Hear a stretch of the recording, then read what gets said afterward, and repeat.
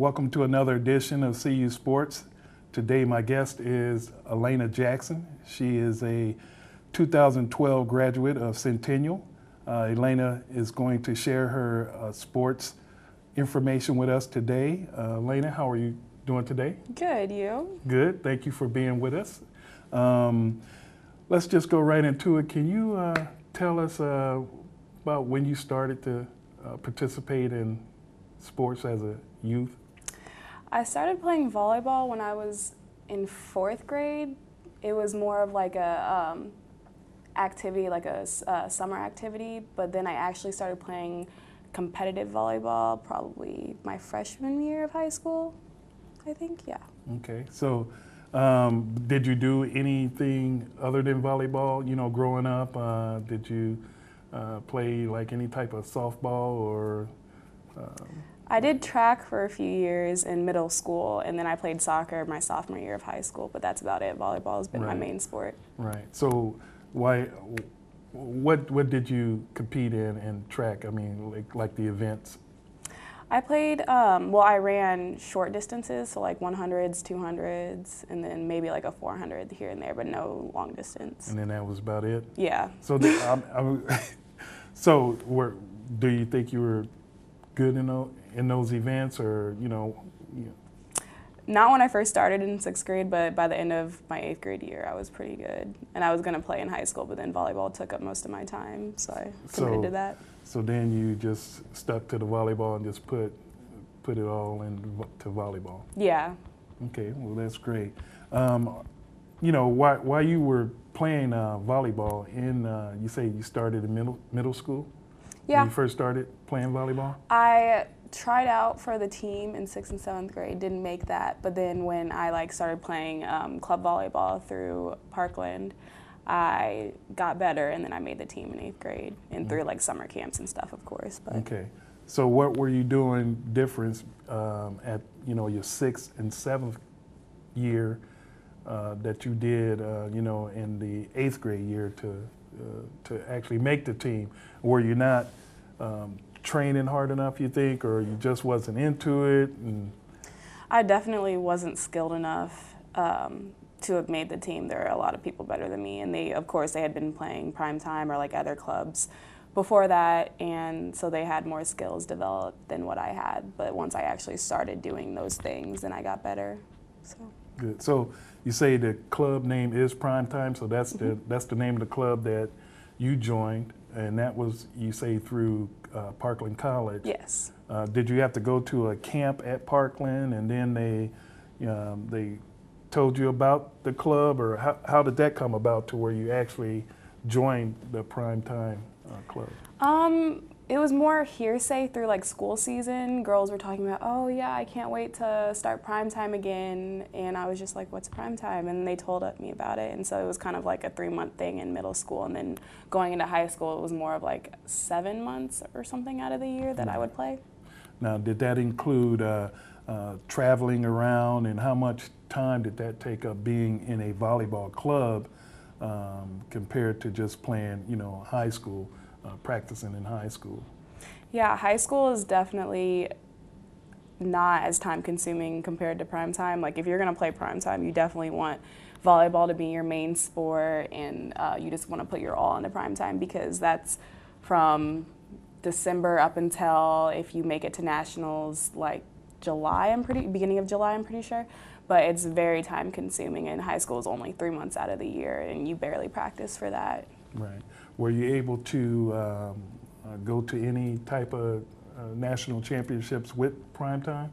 Actually, we went to 3 national championships in the 5 years that I played. That's pretty good. So what, did you actually win any, or what were the places that the team placed?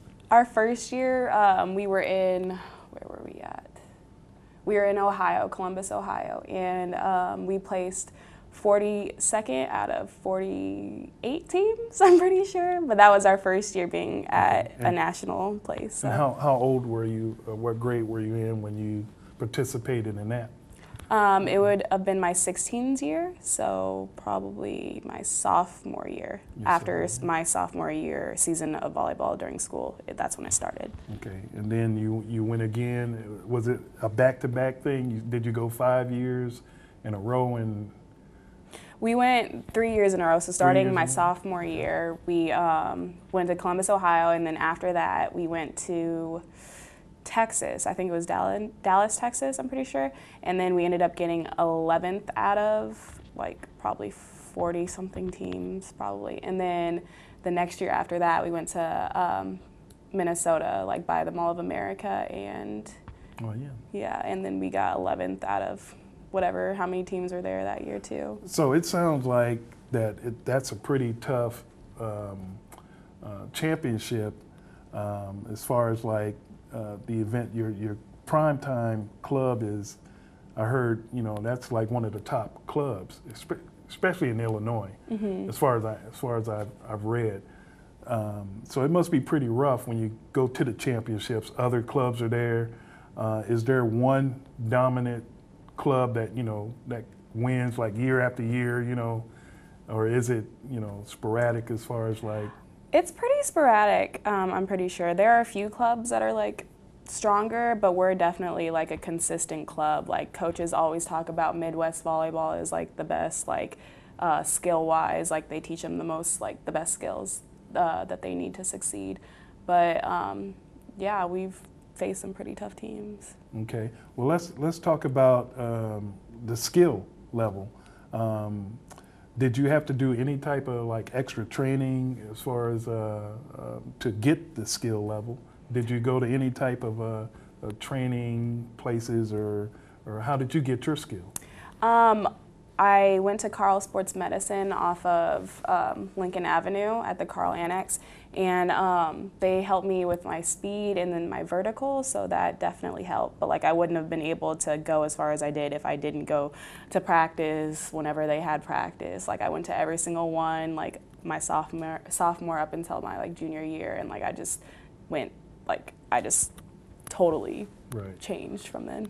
Just, is it from an athletic point? You got sort of like just faster, and like you were saying, you increase your vertical, they increase your speed.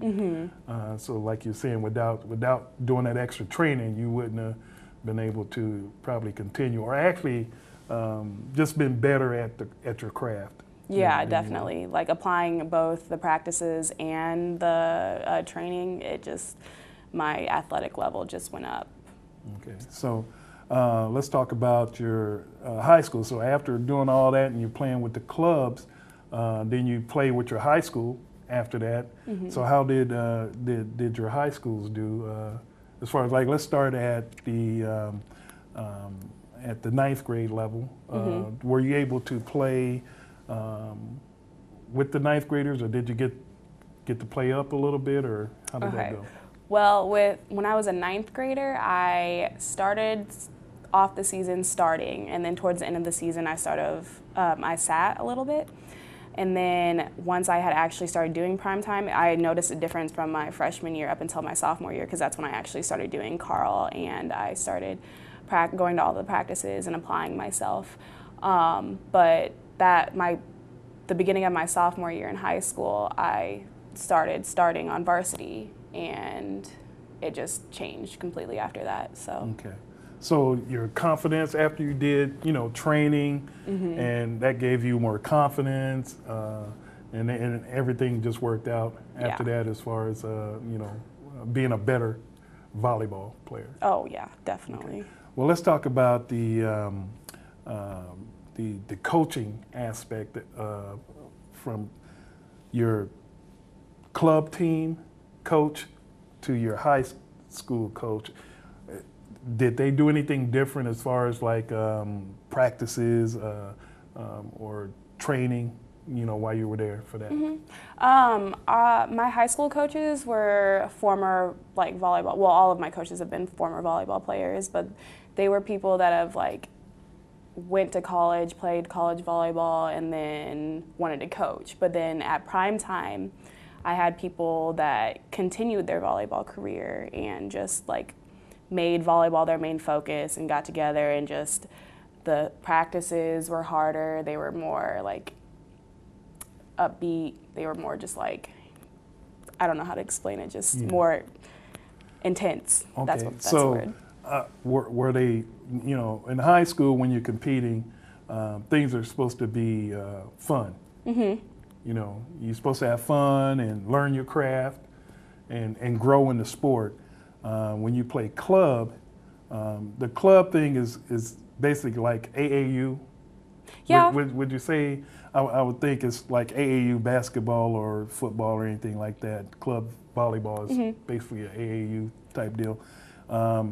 And they say the knock on AAU is they really don't put enough into maybe the training part, but you're saying that in club volleyball, the training part is they still do that when you play club. Yeah, I learned most of my volleyball skills through prime time. In high school season, introduced me to the sport, but it was more of a, I'm going to come back because I just want to finish what I started, like, kind of thing. But prime time was just like the actual main focus. Like, I could have gone without playing high school and just played prime time, but like it was just fun on the off season to play high school. Right, to play high school. Yeah. Okay, so were you able to continue your volleyball participation after high school? Yeah, I was actually really fortunate that my club was run through the school that I went to play for, Parkland. So I was really familiar with the coaches, and the coaches through primetime are also the coaching staff at Parkland. So yeah, I did. So that make that transition a lot easier. Mm-hmm. So were you able to, I don't know, at Parkland, do you get to receive a scholarship is that part of it, or a partial scholarship or something like that to help with the school? Yeah, JUCO definitely gives scholarships for athletes. So how did that feel after putting in, all this work, going to, playing in clubs and going to Carl for training, extra training, playing in high school, and then someone says, here, come play for us and we'll give you a scholarship. How did that make you feel as an athlete, as a young lady that, that you were going to be able to play in college and play the sport that you love so much? It definitely was refreshing. Like, I can't explain the feeling. It was just like a weight had been lifted off my shoulders, basically. It was just nice to know that all of my hard work hadn't gone unnoticed. Right. Well, that's great. So when you get to Parkland, can you tell us the difference between the practices on the college level and then the practices on, for high school?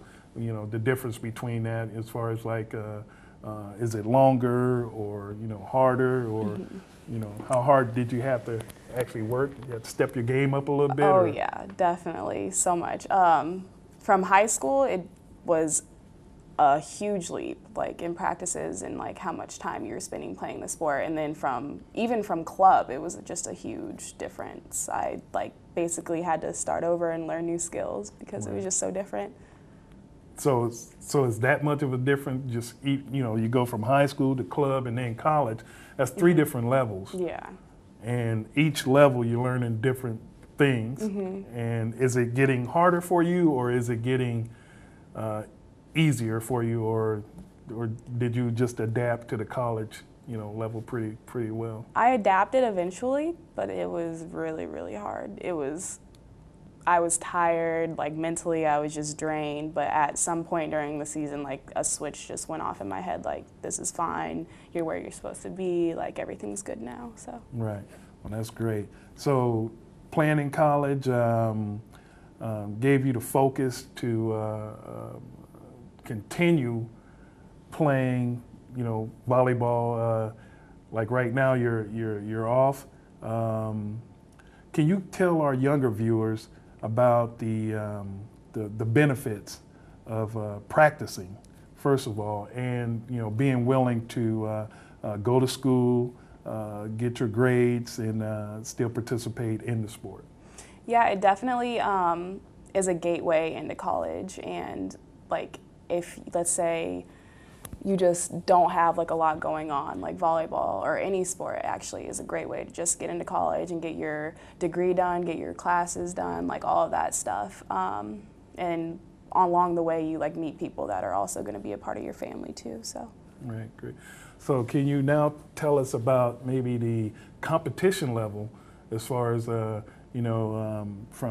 club to college, or, from high school to college, what the competition level is like? It was easier through like our main season, but when we had our postseason, it was actually where we started getting like harder competitions and stuff. When we were actually playing for the national championship, we played harder JUCO teams, but during regular season, it was pretty just, okay. Yeah. So let's go back to your high school days. Your high school team, you ended up playing for Centennial. Mm-hmm. You used to live in Urbana, and then, or you were raised in Urbana, and then you make the switch to Champaign, went to Centennial.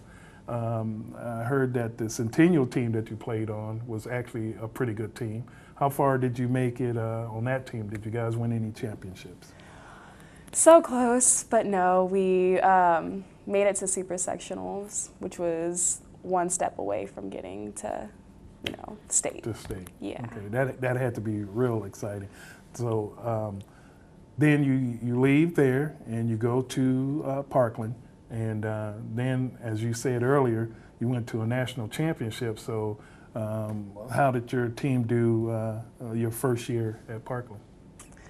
We got second in nationals.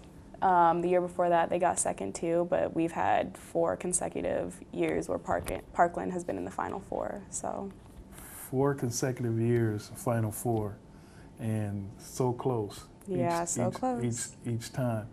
So actually, how hard was it to even make it to that point to just play in the championship game? As far as like, out of all the teams that you've seen during the year, which team or which moment stands out for you, were maybe your best game that you had? I feel like during regular season, it was kind of like a warm-up up until we got to nationals, and then our the whole like tournament play that we had during nationals was where we actually had to bring all of that practicing and all of the warm-ups from regular season up until into that one moment. And the hardest game probably of the season was our last game, definitely. And we brought our all, it just wasn't good enough. Okay, so can you, for the viewers, can you tell us like your position on the team, what position you play on the team? I'm a middle blocker. And can you explain to the viewers and me what also what the responsibilities for a middle blocker is? A middle blocker is someone who's supposed to bring defense and offense to the team. Defense is when we're blocking, so we're supposed to stop the opponent from getting a kill off of us, or their hit going past our block. And then on offense, we're just basically hitting out of the middle. Okay, sounds good. Thank you for that. You're welcome. For educating me. Okay, so now let's go to, I believe we have some video clips of you actually participating in volleyball. If we can get the producer here to, okay, so you could take us through this, Alayna, and I'm not for sure what team that is. I had it written down, so I'm sorry. Yeah, I can't tell what team that is. And that's you either. Right there, just hitting the ball. Oh, blocking. 2 hits, a nice block right there.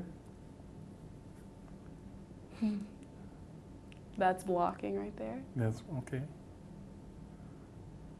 I see you're very focused on the ball. You're going, your lateral movement is pretty good. You're going side to side.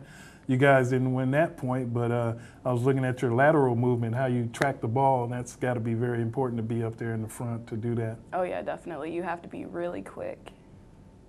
And all of the training throughout the season prepares you just for that. Okay. So here we go again, tracking the ball over to the side. That looks like a block right there with your teammate. So no matter who's on that side, both people are supposed to jump up, and if you're up there, you got to try to block it, right? Oh yeah, blocking all the time. Even if you don't think you're going to get it, you have to still block. Oh, there's a nice hit right there. Looks like you scored a point. Mm-hmm. So that that wasn't like a real powerful one. It looks like you just tapped it over. Yeah, timing was off on that one. Yeah. So sometimes you really don't have to pound. A lot of people think you're supposed to pound the ball all the time when you're up there, but sometimes no. it takes a little finesse. Yeah, definitely. You can tip it, just push it to deep corners, and that'll throw the back row defense of the other team off. Now, when you were in, when you were playing younger, when you were younger playing, were you a middle blocker or were you at a different position? Middle school up until freshman year, I was an outside, and then when I started playing like primetime more, they switched me to middle because I was one of the taller people on the team, and then I could actually jump. So yeah, and like you say, you went and did some training and learned how to jump a little bit higher and run a little bit faster. You think it paid off for this moment right here? Oh yeah, definitely, and like just having that like programmed into my muscles, like definitely just helped for college. And just for our viewers, Alayna is number 9 in the yellow, and she's going back to serve. Going back to serve right now. So let's talk about the serving aspect of it. You just throw the ball up and basically hit it over. Yeah, it's a lot harder than it looks. A lot harder. It took me a while to perfect it and make it consistent. Right. Definitely. Well, even then, I wasn't consistent, but still. Right. Now, some people, they have that thing that they do, the jump serve. They throw it up in the air. Did you ever try to try that? Yeah, I did it. That was that serve right there, and then I did a jump serve. They were my main 2 serves, but I would do a lot of jump serving through club. So you actually know how to do that. That takes a lot of athleticism to be able to pull that off. That's your second serve that you guys got a point on. So. That's pretty good. So then you just go back and just do it all over again. And oh yeah. So when you do, are you pinpointing where you want to place the ball at, or how do you what's your thinking back there when you're about to serve? Do you say, okay, I'm going to hit it to this side, or this player over here is not that good, so I'm going to hit it over there, or what's going through your head? You can't actually really see it, but my coach is giving me zones. And there are 6 zones on the court, and whatever zone he gives me is the one that I'm going to serve to, so I don't make the decision myself. He does. Okay. Well, that's great information. Yeah. Did not know that. And looks like you're perfecting it. You're hitting it where he wants you to because you keep scoring these points. And yep. And that was number 4 right there, right? I definitely wouldn't know where to put it and where to get the points if he didn't give it to me. I just serve it where he knows. You just serve it. Okay. So kudos to the coach for coaching. Yeah. I guess. So then there's got a little pause here, and the signals that the refs are giving right there. What's that about? She's just telling me that I can go now. I can't serve until she gives me the signal. Okay. That looks like another point. Wow, that's pretty impressive. So that's like 5 in a row, right? Yeah, something like that. Like 5 in a row. I remember that game too. That was a good block. Yeah. And then you got good defense by the team to score points to keep the rally going. Yeah. So you're going back for like your 6th serve, and at some time you would think the other coach, it's like trying to ice. Now look at that. Wow. I think she wow, that had to be a pretty decent serve right there to get, people running off the court trying to get the ball. It looks like that was pretty good. That was a nice rally of service. So it says that your game is on for that. And I think we have another clip that we can show if we got enough time. Oh, here we go. What we got here? Same team looks like. You up front. Looks a little more intense than the first one. Yeah. They got the point on your team, but you're still up there tracking. Now, do you play any other position than that middle blocker on the team? Did you? I didn't during high school, but this season I played like a few games on right side. But that was about it. And when I go back to serve, I'm in left back, so I'm passing. I'm not really hitting, but I'm still a middle blocker technically. Right. It's a nice point by your team. So after you guys score a point, you come into the huddle. What's being said in the huddle? Well, if we're doing good, just funny stuff most of the time. But if we're doing bad, then it's just like a lot of like bringing everyone up and then like sternness, like, hey guys, we need to get to this point and keep winning.